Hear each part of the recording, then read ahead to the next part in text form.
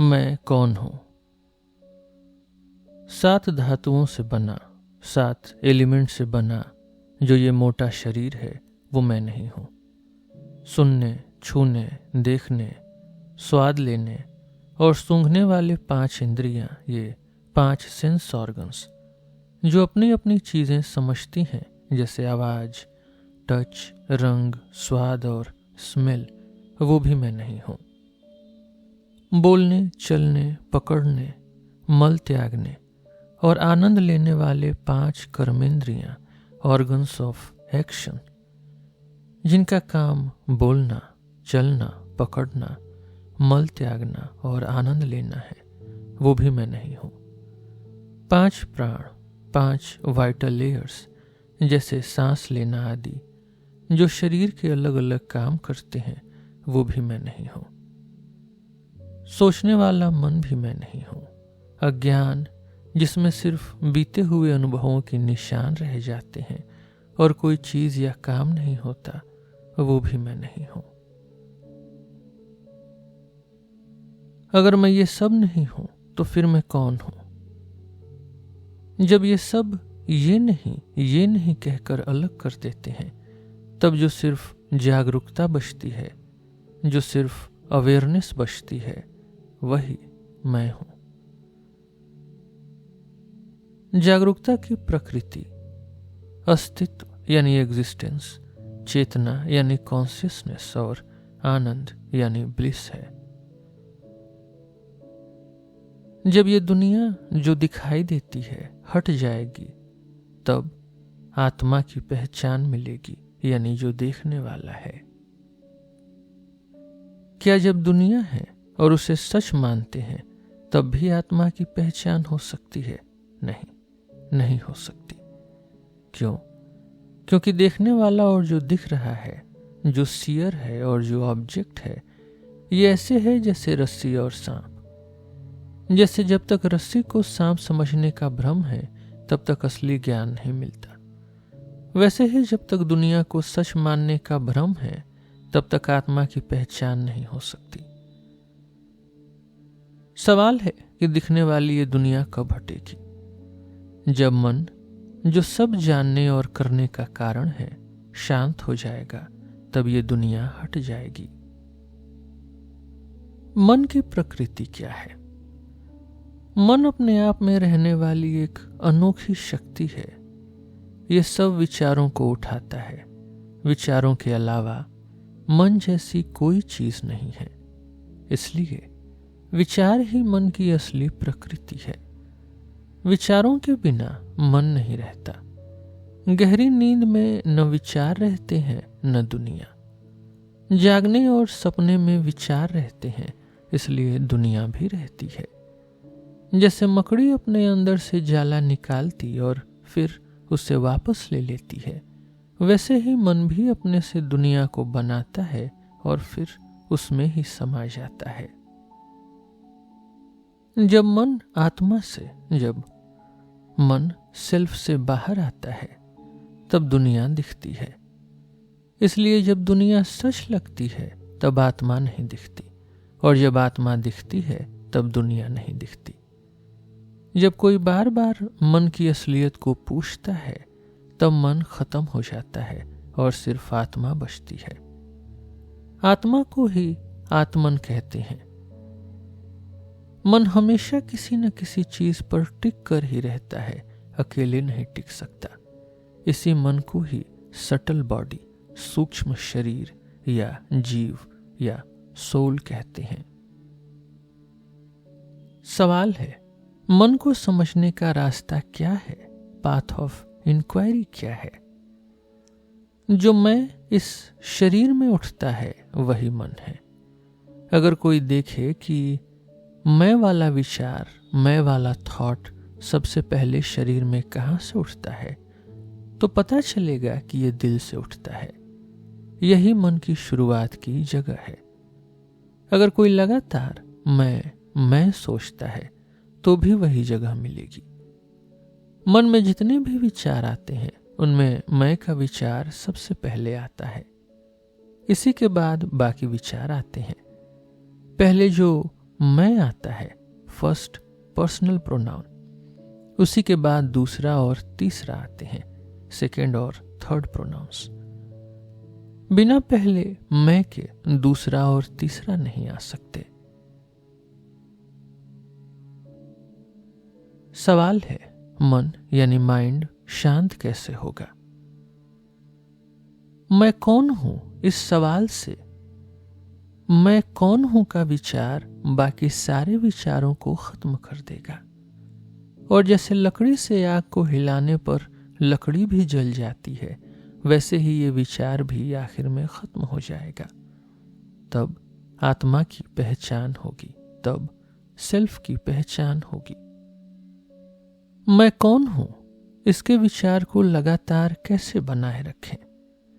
जवाब है, जब कोई और विचार आए तो उनके पीछे मत जाओ, बल्कि देखो ये विचार किसको आ रहा है। फर्क नहीं पड़ता कितने विचार आ रहे हैं। हर बार जब कोई विचार आए तो ध्यान से पूछो, ये विचार किसको आया? जवाब मिलेगा, मुझे। फिर पूछो, मैं कौन हूं?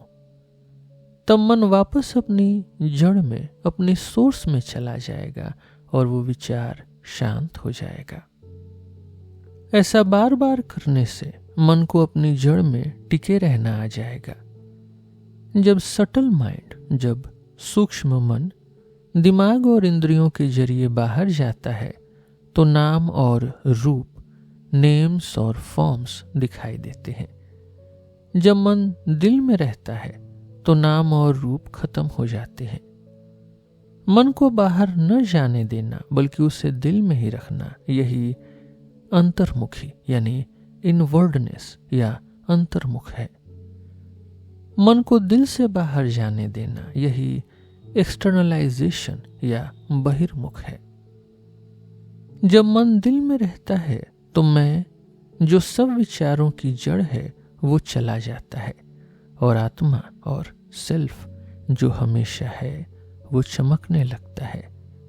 जो भी करना है बिना मैं के अहंकार के करिए, बिना मैं के ईगो के।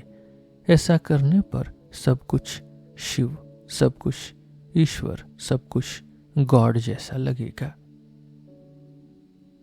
क्या मन को शांत करने के लिए कोई और तरीका नहीं है? जवाब है, जांच यानी इंक्वायरी के अलावा कोई और तरीका पूरा नहीं है। अगर किसी और तरीके से मन को रोकने की कोशिश करेंगे तो मन बस थोड़ी देर शांत लगेगा, फिर दोबारा भागने लगेगा। सांस को रोकने से भी मन शांत होता है, ब्रेथ कंट्रोल से भी मन शांत होता है, लेकिन जब तक सांस रुकी है तब तक ही मन शांत रहेगा। जैसे ही सांस फिर से चलने लगेगी, मन फिर से घूमने लगेगा। मन और सांस दोनों का सोर्स एक ही है। सोच यानी थॉट ही माइंड की प्रकृति है, मन की प्रकृति है।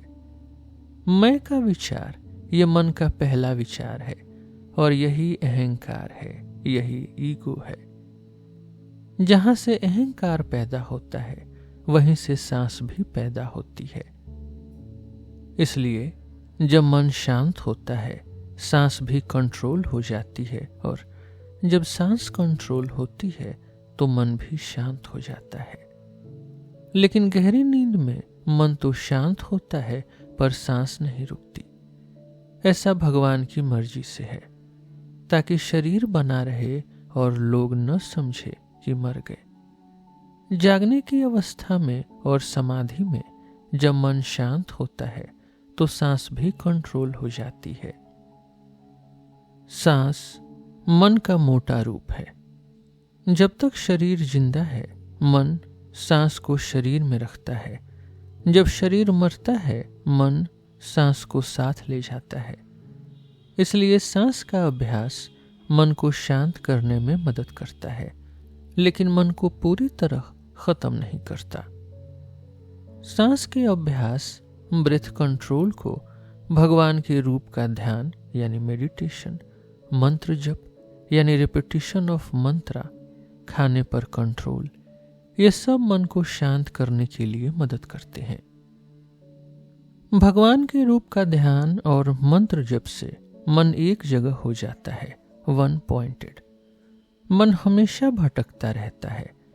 जैसे हाथी को अगर पकड़ने के लिए जंजीर दे दो तो वो उसी को पकड़े रहता है, वैसे ही मन को भी अगर नाम या रूप दे दो तो वही पकड़े रहता है। जब मन बहुत सारे विचारों में फैल जाता है तब हर विचार कमजोर हो जाता है, लेकिन जब विचार कम हो जाते हैं तो मन ताकतवर और एक जगह हो जाता है।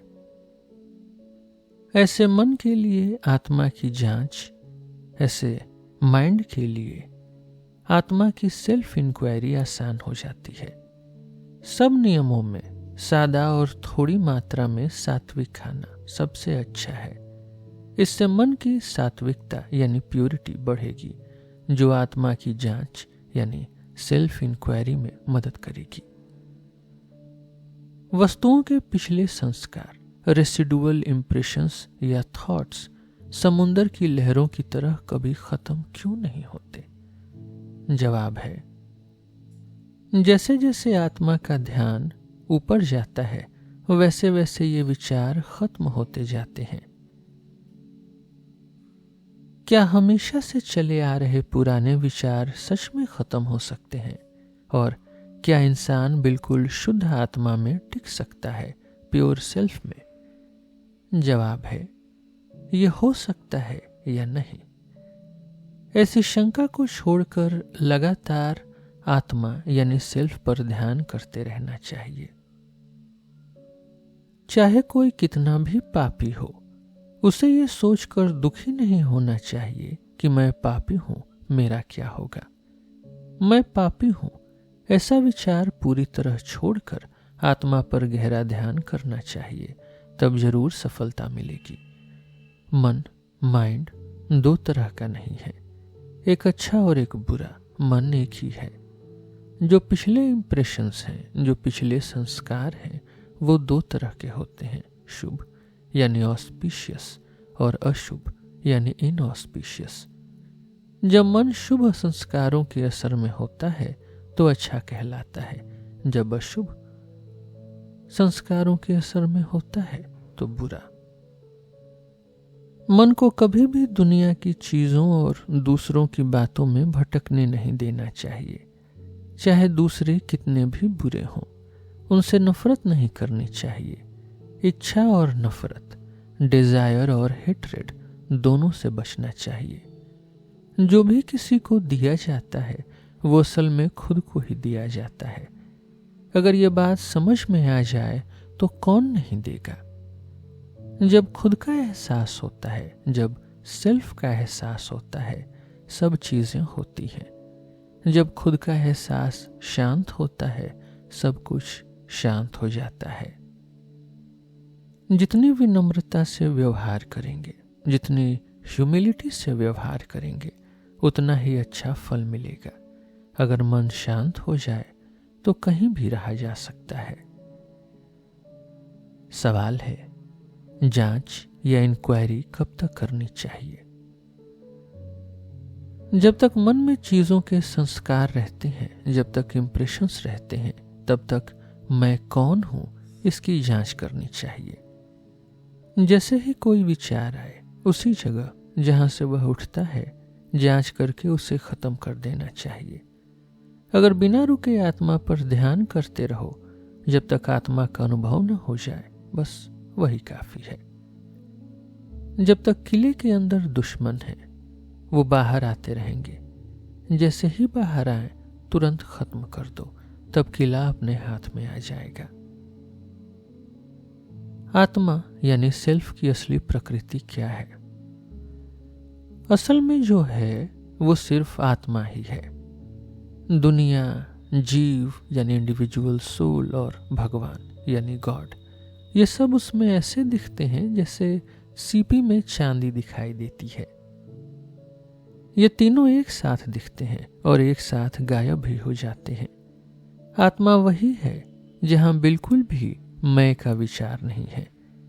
इसे ही मौन यानी साइलेंस कहते हैं। आत्मा ही दुनिया है, आत्मा ही मैं है, आत्मा ही भगवान है, सब कुछ शिव है, सब कुछ गॉड है, आत्मा है। क्या सब कुछ भगवान का ही काम है? बिना किसी इच्छा, बिना किसी डिजायर, किसी संकल्प, किसी रिजॉल्व या कोशिश के सूरज निकलता है और उसकी मौजूदगी के सूरजकांत यानी सनस्टोन से आग निकलती है, कमल खिलता है, पानी उड़ता है, लोग अपने अपने काम करते हैं और फिर आराम करते हैं। जैसे चुंबक के पास सुई खिंच जाती है, वैसे ही भगवान की मौजूदगी से आत्माएं अपने अपने कर्म के हिसाब से काम करती हैं और फिर रुक जाती हैं। भगवान को कोई संकल्प नहीं है, कोई कर्म उसमें नहीं लगता। जैसे दुनिया के काम सूरज को असर नहीं करते या बाकी 4 तत्वों के अच्छे बुरे गुण आकाश को असर नहीं करते, वैसे ही भगवान पर कुछ असर नहीं होता। भक्तों में सबसे बड़ा कौन है? जो खुद को पूरी तरह आत्मा, जो भगवान है, उसमें सौंप देता है, वही सबसे बड़ा भक्त है। खुद को भगवान को सौंपना यानी हमेशा आत्मा में टिके रहना और किसी और विचार को उठने न देना। जो भी बोझ भगवान पर डाल दिया जाए, भगवान उठा लेते हैं। जब भगवान की शक्ति सब कुछ चला रही है, तो हमें क्यों चिंता करनी चाहिए कि क्या करना है, कैसे करना है, क्या नहीं करना है। जैसे ट्रेन सब सामान ले जाती है, वैसे ही जब ट्रेन पर चढ़ गए तो छोटा सामान अपने सिर पर क्यों रखें, क्यों परेशान हो। बस सामान नीचे रखकर चैन से बैठ जाएं। असंगता यानी नॉन अटैचमेंट क्या है? जैसे ही विचार आए, उन्हें उनकी शुरुआत की जगह पर ही पूरी तरह खत्म कर देना, यही नॉन अटैचमेंट है। जैसे मोती खोजने वाला अपने कमरे में पत्थर बांधकर समुंदर में गहराई तक जाता है और वहां मोती लेता है, वैसे ही हमें भी नॉन अटैचमेंट के साथ अपने अंदर डूबना चाहिए और आत्मा यानी सेल्फ रूपी मोती पाना चाहिए। क्या भगवान और गुरु आत्मा को मुक्त नहीं कर सकते? भगवान और गुरु बस रास्ता दिखाते हैं, वे खुद आत्मा को मुक्ति तक नहीं ले जाते। असल में भगवान और गुरु अलग नहीं है। जैसे कोई शिकार जब बाघ के मुंह में आ जाए तो वो बच नहीं सकता, वैसे ही जो गुरु की कृपा दृष्टि में आ जाता है, उसे गुरु जरूर बचाते हैं और वो खोता नहीं है। लेकिन फिर भी हर किसी को अपने खुद के प्रयास से भगवान या गुरु द्वारा दिखाए रास्ते पर चलना चाहिए और मुक्ति पानी चाहिए। कोई खुद को अपनी ही समझ, कोई खुद को अपनी ही आई ऑफ नॉलेज से जान सकता है, किसी और के सहारे नहीं। जैसे राम को जानने के लिए कोई आईना नहीं चाहिए कि वो राम है। क्या जो मुक्ति चाहता है उसे तत्वों की, उसे कैटेगरीज की जांच करनी जरूरी है? जैसे कोई कचरा, कोई गार्बेज फेंकना चाहता है तो उसे देख परख कर फेंकने की जरूरत नहीं है। वैसे ही जो आत्मा को जानना चाहता है, उसे एलिमेंट्स की गिनती या कैटेगरीज या उनकी पहचान करने की जरूरत नहीं है। बस जो तत्व आत्मा को छुपाते हैं, उन्हें पूरी तरह छोड़ देना चाहिए। दुनिया को सपना मानना चाहिए। जागने और सपने में कोई फर्क है क्या? जागना लंबा है और सपना छोटा, बस यही फर्क है। जैसे जागते हुए घटनाएं सच लगती हैं, वैसे ही सपना देखते वक्त सपने की बातें सच लगती हैं। सपने में मन, माइंड दूसरा शरीर ले लेता है। दोनों जागने और सपने में विचार, नाम और रूप एक साथ आते हैं, थॉट्स, नेम्स और फॉर्म्स। क्या मुक्ति चाहने वाले को किताबें पढ़ने से कोई फायदा है? सभी किताबें यही कहती हैं कि मुक्ति के लिए मन को शांत करना जरूरी है। उनका असली मतलब यही है कि मन शांत होना चाहिए। जब ये समझ आ जाए तो बार बार पढ़ने की जरूरत नहीं है। मन को शांत करने के लिए बस इतना ही करना है कि खुद के अंदर देखकर जानो कि असली आत्मा, असली सेल्फ क्या है। ये खोज किताबों में नहीं हो सकती। आदमी को अपनी ही समझ से, अपने ही आई ऑफ विजडम से खुद को जानना चाहिए। आत्मा 5 आवरणों, 5 शीट्स के अंदर है, लेकिन किताबें उनके बाहर हैं, क्योंकि आत्मा को इन आवरणों को छोड़कर ही पाना है। इसलिए किताबों में ढूंढना बेकार है। एक समय ऐसा आएगा जब जो सीखा है उसे भी भूलना पड़ेगा। सुख क्या है? हैप्पीनेस क्या है? सुख आत्मा यानी सेल्फ की असली प्रकृति है। सुख और आत्मा अलग नहीं है। दुनिया की किसी भी चीज में असली सुख नहीं है। हम अपनी नासमझी, अपने इग्नोरेंस में मानते हैं कि चीजों से सुख मिलता है। जब मन बाहर जाता है तो दुख मिलता है। असल में जब मन की इच्छा पूरी हो जाती है तो मन अपनी जगह लौट आता है और आत्मा का सुख लेता है। ऐसे ही नींद, समाधि और बेहोशी की हालत में, या जब चाहे चीज मिल जाए या नापसंद चीज हट जाए, तब मन अंदर हो जाता है, इनवर्ड टर्न्ड हो जाता है और शुद्ध आत्मिक सुख, प्योर सेल्फ हैप्पीनेस मिलती है। मन लगातार कभी आत्मा से बाहर, कभी लौटकर घूमता रहता है। जैसे पेड़ की छांव में ठंडक है और धूप में जलन है। जो धूप से छांव में आकर ठंडक पाता है वो समझदार है, लेकिन जो बार बार छांव से धूप फिर छांव में जाता है वो मूर्ख है। समझदार हमेशा छांव में ही रहता है। ऐसे ही जो सच जानता है उसका मन कभी ब्रह्म को नहीं छोड़ सकता। जो अज्ञानी है उसका मन दुनिया में घूमता है, दुख पाता है और थोड़ी देर के लिए ब्रह्म में जाकर सुख पाता है। असल में जिसे दुनिया कहते हैं वो सिर्फ विचार है, जिसे वर्ल्ड कहते हैं वो सिर्फ थॉट है। जब दुनिया खत्म हो जाती है, यानी जब कोई विचार नहीं होता, तब मन सुख पाता है। और जब दुनिया, जब थॉट दिखता है, तब दुख होता है। ज्ञान दृष्टि क्या है? विजडम इनसाइट क्या है? चुप रहना ही असली ज्ञान दृष्टि है। चुप रहना यानी मन को आत्मा में शांत कर देना। टेलीपैथी, भूत भविष्य जानना या दिव्य दृष्टि, ये सब ज्ञान दृष्टि नहीं है। इच्छा रहित होना, डिजायरलेसनेस और ज्ञान यानी विजडम में क्या रिश्ता है? डिजायरलेसनेस यानी इच्छा रहित होना ही असली ज्ञान है। ये दोनों अलग नहीं, एक ही है। डिजायरलेसनेस यानी इच्छा रहित होना, यानी मन को किसी चीज की तरफ न जाने देना। ज्ञान यानी विजडम का मतलब है कोई चीज, कोई ऑब्जेक्ट सामने ना आना।